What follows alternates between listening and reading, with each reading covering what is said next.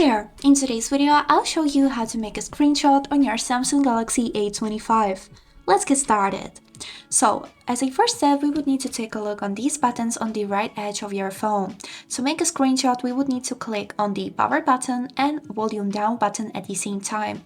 Now let's test it. I'll click these two buttons. And you can see that the screenshot has been successfully made. And now let me also show you one extra tip. Did you know that you can capture a whole website in only one screenshot?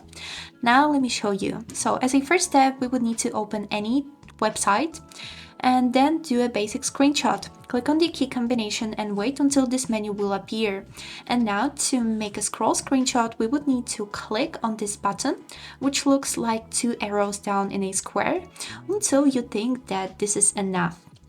So now to start, just simply click on this home button. And now let's check out our cool screenshot. So here is it how it looks, and you have captured whole website in only one screenshot.